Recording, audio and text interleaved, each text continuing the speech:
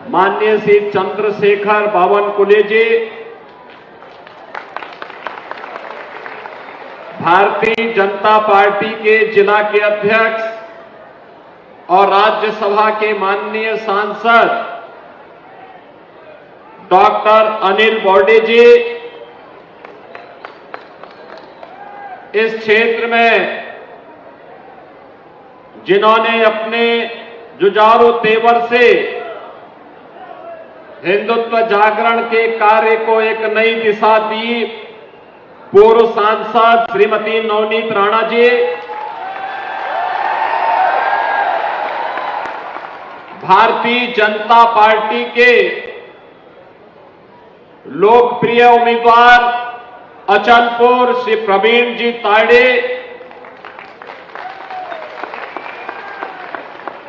विधानसभा मेलघाट के उम्मीदवार श्री केवल राम जी काले, मोरसी विधानसभा क्षेत्र से उम्मीदवार श्री चंदो उर्फ उमेश यावलकर जी, और आज के इस चुनावी सभा में उपस्थित महायुति गठबंधन के प्रति अनुराग का भाव रखने वाले मेरे सभी उपस्थित बहन और भाइयों,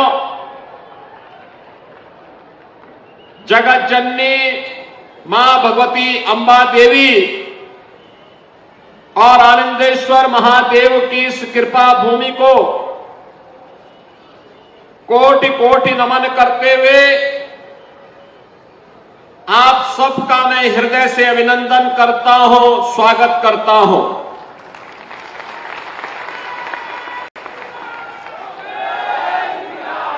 बहनों और भाइयों, महाराष्ट्र की भूमि पूरे भारत के लिए एक प्रेरणा की भूमि है। यह वही भूमि है जिसने जन जन के मन में स्वराज्य के भाव को जगाने के लिए छत्रपति शिवाजी महाराज जैसा पुरोधा जिस धरती ने दिया है, गणनायक में आस्था जगाकर लोकनायक कैसे बनते हैं, यह भी बाल गंगाधर तिलक जी ने इसी महाराष्ट्र की धरती से उद्घोष करके देश को दिया था। सामाजिक न्याय की परिकल्पना कैसे होनी चाहिए, साहू जी महाराज इसी धरती की देन है। एक राष्ट्र की परिकल्पना को साकार कैसे करना है, पेशवा बाजीराव ने अटक से कटक तक पूरे भारत को ये करके दिखाया है। किसी महान क्रांति को स्वाधीनता का एक अभियान बता करके प्रथम स्वातंत्र समर का रूप देने का कार्य अगर किसी ने किया है तो वीर सावरकर ने इसी धरती से किया था। और पूरे देश में एक विधान हो, सब समान हो, यह भाव जागृत करने का कार्य भी इसी पावन धरा से बाबा साहब डॉक्टर भीमराव अंबेडकर ने दिया था। भारत के अंदर कैसा इंफ्रास्ट्रक्चर चाहिए नए भारत को, यह भाव भी आज के भारत सरकार के रोड ट्रांसपोर्ट मिनिस्टर के रूप में श्री नितिन गडकरी जी ने पूरे भारत को दिया है।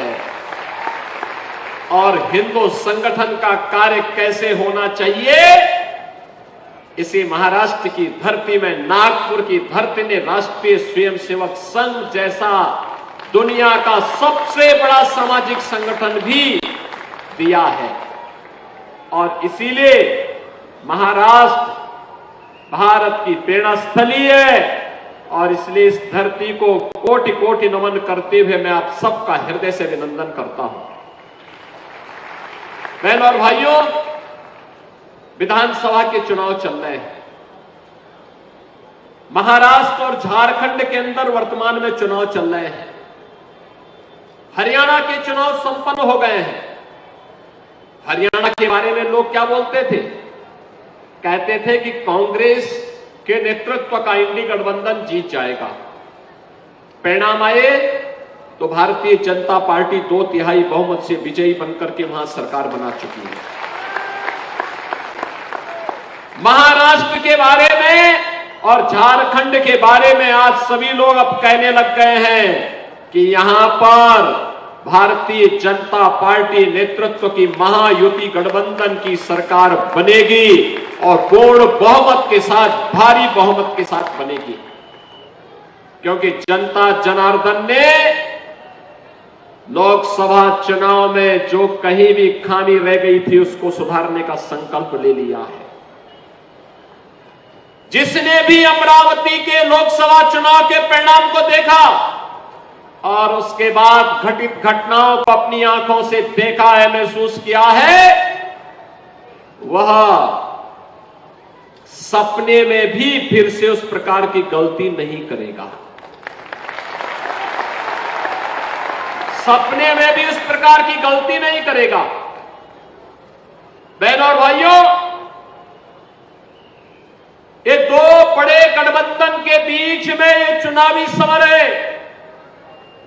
एक और मोदी जी के नेतृत्व में एक भारत श्रेष्ठ भारत बनाने के भारतीय जनता पार्टी गठबंधन का महायुति गठबंधन महाराष्ट्र के अंदर चुनावी समर में आपके सामने है। और दूसरी तरफ राष्ट्र की अस्मिता के साथ खिलवाड़ करने वाले महाराष्ट्र को लव जिहाद, लैंड जिहाद और पेन कार्ड जिहाद का एक नया अड्डा बनाने वाला महा अनाड़ी गठबंधन आपके सामने है। और इसीलिए बहनों भाइयों, मैं आप सबसे कहने के लिए आया हूं कि जो महाराष्ट्र हम सब के लिए प्रेरणा भूमि रहा है, पूरे भारतवासियों के लिए प्रेरणा भूमि रहा है, उस महाराष्ट्र को फिर से प्रयोगशाला नहीं बनने देना चाहिए। वह महाराष्ट्र प्रयोगशाला बार बार नहीं बनेगा। एक गलती 1946 में देश ने कांग्रेस के हाथों की है, जब अपने स्वार्थ के लिए मुस्लिम लीग जैसे संगठनों के साथ समझौता करके इस देश का विभाजन कांग्रेस ने करवाया था। बहनों और भाइयों, आज जब मैं आपके बीच में आया हूं, मैं लगातार 3 दिन से कांग्रेस के अध्यक्ष श्री मल्लिकार्जुन खड़गे जी की बात को देख करके वे मुझ पे बहुत नाराज हो रहे हैं। वे नाम पीले बनने जा रहे हैं मेरे मुझ पर कि मैं इस प्रकार की भाषा का प्रयोग क्यों कर रहा हूं। खड़गे जी, मैं एक योगी हूं और एक योगी के लिए देश पहले होता है, राजनीतिक स्वार्थ बाद में। यही अंतर है एक योगी में और आप में कि मेरे लिए देश पहले है, क्योंकि मेरे नेता मोदी जी ने हमें यही बताया है कि पहले हर काम देश के नाम। लेकिन आपके लिए कांग्रेस की तुष्टीकरण की नीति पहले है। और यही कारण है कि आप सच्चाई न बोल पा रहे हैं न समझ पा रहे हैं। अगर आपने सच्चाई को बोला होता, आपने इस बात को कहा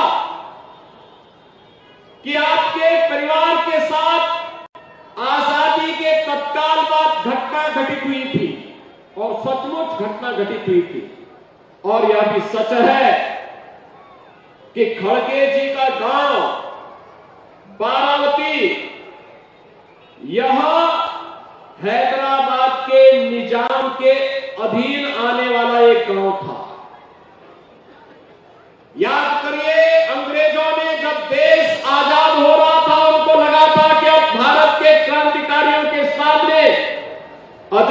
तक वो नहीं टिक पाएगा, तो उसने भारत के स्वाधीनता के लिए जो सूत्र तय किए थे, जो रोड मैप तय किया था, ब्रिटिशर ने उसमें तय किया था, भारत का विभाजन हो। इसके लिए मुस्लिम लीग को देश के अंदर प्रोत्साहित करने का काम तो कर ही रहे थे। कांग्रेस का उस समय का नेतृत्व भी मुस्लिम लीग के सामने लगभग सिलेंडर सा कर चुका था, और यही कारण था मुस्लिम लीग निर्ममता के साथ हिंदुओं को काट रहा था। कांग्रेस का नेतृत्व केवल सत्ता लोलुप बन करके मौन बना हुआ था, और देश के देशी रियासतों को भी ब्रिटिशर ने स्वतंत्रता दी कि वे चाहे तो भारत का हिस्सा बने, वे चाहे तो पाकिस्तान का हिस्सा बने, या वे चाहे तो अपने को स्वतंत्र अस्तित्व भी रख सकती है। और भारत के अंदर दो ऐसी रियासत थी जिन्होंने अपने को स्वतंत्र रियासत के रूप में स्थापित करने की कुछ सी चेष्टा की थी।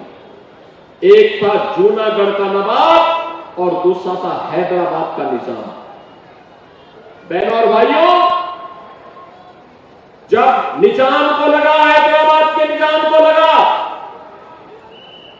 कि अब मैं बहुत दिनों तक अलग अस्तित्व नहीं बना पाऊंगा, क्योंकि लौह पुरुष सरदार वल्लभ भाई पटेल भारत माता का एक महान सपूत, उस समय भारत का गृह मंत्री था, तो उसने निर्ममता के साथ हिंदुओं का कत्लेआम शुरू करवाया था। बाबा साहब भीमराव अंबेडकर ने हैदराबाद रियासत के सभी अनुसूचित जाति जनजाति के लोगों का आह्वान किया, हिंदुओं का भी आह्वान किया कि वे लोग वहां पे सुरक्षित नहीं, वे सब महाराष्ट्र की ओर आ जाएं। लेकिन उसी में हैदराबाद रियासत के भी बारावती गांव भी जलाया गया था, जो श्री मल्लिकार्जुन खड़गे जी का गांव था, जिसमें इनकी माता जी, इनकी चाची और इनकी बहन भी उस निजाम के रजाकारों के द्वारा, निजाम के रजाकारों के द्वारा उन्हें जलाया गया। खड़गे जी सच्चाई को नहीं बोलना चाहते, क्योंकि उन्हें लगता है कि निजाम पे आरोप लगाऊंगा तो मुस्लिम वोट खिसक जाएगा। अब आप सोचो, इतिहास को भी अब कांग्रेस झुठलाने का काम कर रही है, इतिहास को भी झुठलाने का काम कर रही है।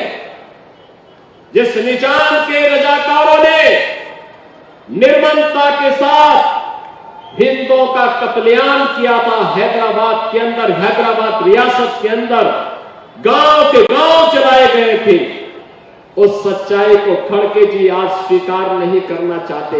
वोट बैंक की खातिर अपने परिवार के बलिदान को भूल गए हैं। इनके लिए सत्ता महत्वपूर्ण है, देश महत्वपूर्ण नहीं। और इसीलिए बहनों और भाइयों में कहता हूं, इन निजाम का दुस्साहस इसलिए हुआ था, ये जूनागढ़ का नवाब इसलिए हैकड़ी दिखा रहा था। लोकसभा चुनाव में आपकी इस लोकसभा क्षेत्र में जो तांडव हो रहा था, इसलिए हो रहा था क्योंकि आप बटे थे।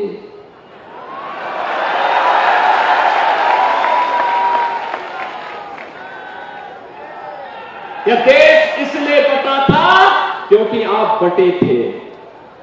हिंदुओं का कत्लेआम इसलिए हो रहा था, हिंदू इसलिए काटे जा रहे थे क्योंकि हिंदू बटे थे। और इसीलिए मैं कहने के लिए आया हूं, बटिए मत। बटे थे तो कटे थे, एक है तो सेठ है, एक है तो। और इसीलिए मैं आपसे आह्वान करने के लिए आया हूं, जब हम नए भारत का दर्शन कर रहे हैं प्रधानमंत्री मोदी जी के नेतृत्व में, एक नया भारत, एक नया भारत, कश्मीर से लेकर कन्याकुमारी पर एक स्पर्श में एक विधान, एक निशान और एक प्रधान के नेतृत्व में काम कर रहा है। एक भारत श्रेष्ठ भारत यही है। अब कश्मीर से अलग से संविधान नहीं है। पहली बार कश्मीर के अंदर चुनी गई सरकार ने भारत के संविधान को सामने रखकर के शपथ ग्रहण किया है। इससे बड़ी बात और क्या हो सकती है। बाबा साहब भीमराव अम्बेडकर के द्वारा बनाया गया संविधान आज कश्मीर में भी सम्मान प्राप्त कर रहा है। आज भारत का तिरंगा भी जम्मू कश्मीर विधानसभा और जम्मू कश्मीर सचिवालय में लहरा रहा है। यही है एक भारत श्रेष्ठ भारत। बहनों और भाइयों, ये काम किसने किया? कांग्रेस ने नहीं किया, पंडित नेहरू ने नहीं किया, श्रीमती इंदिरा गांधी जी ने नहीं किया, राजीव गांधी जी ने भी नहीं किया। यह काम किया मोदी जी ने। मोदी जी ने, भारतीय जनता पार्टी ने यह काम किया। जो कहा था सो करके दिखाया। कश्मीर में धारा 370 समाप्त क्या हुई? दो ही लोगों को परेशानी हुई, या तो पाकिस्तान को या पाकिस्तान के हमदर्दों को। बाकी पूरा देश प्रफुल्लित है, पूरा देश प्रफुल्लित है। पूरा देश इस बात को जानता है 2014 के पहले 2014 के पहले पाकिस्तान भारत की सीमा में घुसता था, चीन भारत की सीमा का अतिक्रमण करता था, पाकिस्तान प्रस्त आतंकवादी जगह जगह विस्फोट करते थे, कोई बोलने वाला नहीं था। हम लोग आवाज उठाते थे तो कांग्रेस के लोग और उस समय की कांग्रेस नेतृत्व की सरकार, यूपीए की सरकार बोलती थी कि आप लोग बोलिए मत, संबंध खराब हो जाएंगे हमारे। यानी देश की कीमत पर ये लोग संबंध बना रहे थे पाकिस्तान से। और आज आप देख रहे होंगे ये नया भारत है। कोई सीमा का अतिक्रमण करेगा तो अगले दिन एक ही यात्रा उसकी निकलती है, वो निकलती राम नाम सत्य होती। उसके बाद उसके लिए जन्नत में नहीं जहन्नुम में ही जगह होती है। और इसीलिए आपसे कहने के लिए आया हूं बहनों और भाइयों, ये नया भारत है, छेड़ता नहीं है, लेकिन कोई छेड़ता है तो उसको छोड़ता भी नहीं है। एयर स्ट्राइक और सर्जिकल स्ट्राइक क्या जोरदार हुई थी। पाकिस्तान को आज भी सपने आते हैं, और यूएन में कहता है कि भारत हमला कर देगा, मुझे बचाओ बचाओ, कभी भी भारत हमें तोड़ देगा। बिनु भय होई न प्रीति, ये बिना भय के नहीं होता है, क्योंकि दुश्मन के अंदर भय होना चाहिए। और ये तभी होगा जब भारत मजबूत होगा, जब भारत एक होगा। बहनों और भाइयों, देश की सीमाएं सुरक्षित हुई है। देश के अंदर इंफ्रास्ट्रक्चर का वर्ल्ड क्लास इंफ्रास्ट्रक्चर बन रहा है। हाईवे, रेलवे, एक्सप्रेसवे, लगातार ये कार्य हो रहे हैं। Metro, rapid rail, air connectivity, AIIMS, IIT, IIM, हर घर नल की योजना ये भी आ रही है। और गरीबों के कल्याण के लिए भी ये नया भारत है। कांग्रेस के समय महाराष्ट्र के अंदर किसान आत्महत्या करता था, सर्वाधिक किसानों ने महाराष्ट्र के अंदर आत्महत्या की, और आज किसान को किसान सम्मान निधि प्राप्त हो रहा है। उनके समय में युवा पलायन करता था, आज मिशन रोजगार के अंतर्गत उस नौजवान को रोजगार मिल रहा है। उनके समय में बहन और बेटी का सम्मान नहीं था, सुरक्षा भी नहीं थी। आज सुरक्षा भी है और सम्मान भी है। उस समय ग्रीन ईंधन की कोई व्यवस्था नहीं थी। आज एलपीजी का सिलेंडर हर घर में पहुंच गया है। बहनों और भाइयों, 70 वर्ष से ऊपर के हर व्यक्ति को 5 लाख रुपए का हर वर्ष निःशुल्क स्वास्थ्य की सुविधा मोदी जी ने उपलब्ध करवाने की बात कही है। विकास भी है, गरीब कल्याण भी है, सुरक्षा भी है और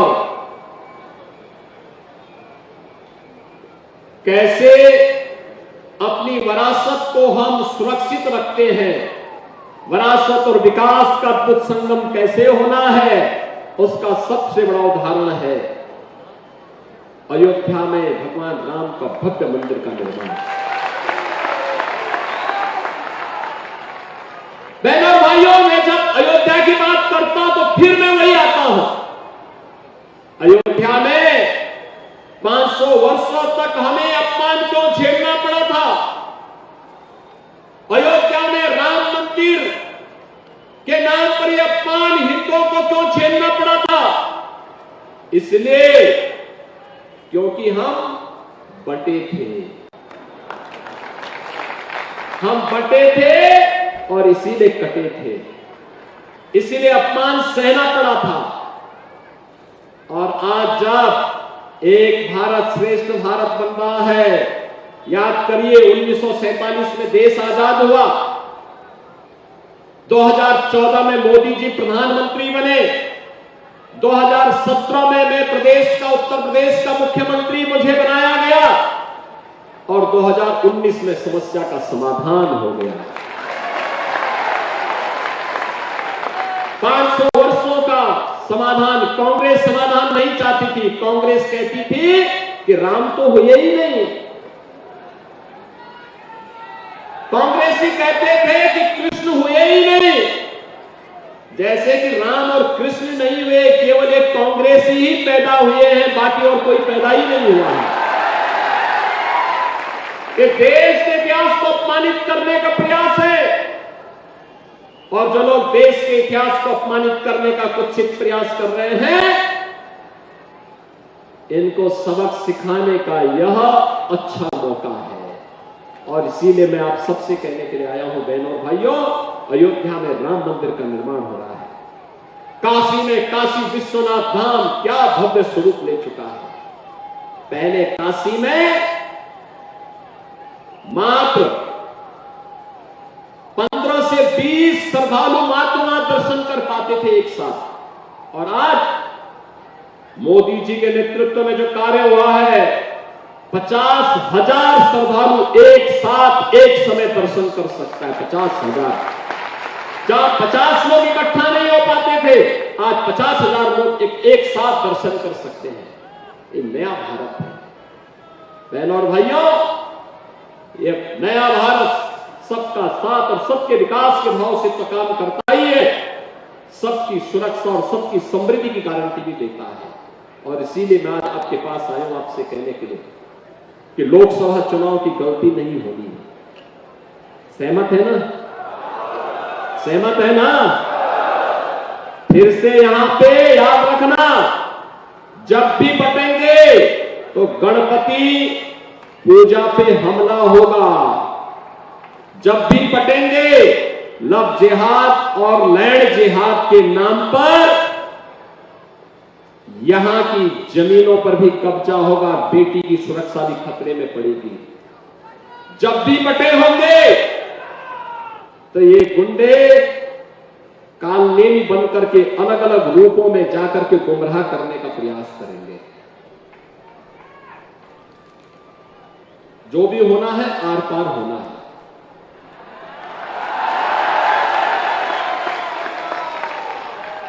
हां भी और ना भी नहीं, या तो हां होगा या ना होगा, तभी पैना माने वाला बहनों भाई। और इसीलिए मैं कहने के लिए आया हूं, देखो आज यूपी में कोई लव जिहाद नहीं है, लैंड जिहाद भी नहीं है। पहले से ही घोषणा कर दी गई है कि बेटी की सुरक्षा पे किसी ने खतरा पैदा किया, गरीब की जमीन पर और सरकारी जमीन पर कब्जा किया, तो समझो यमराज उसका टिकट काटने के लिए बैठा होगा।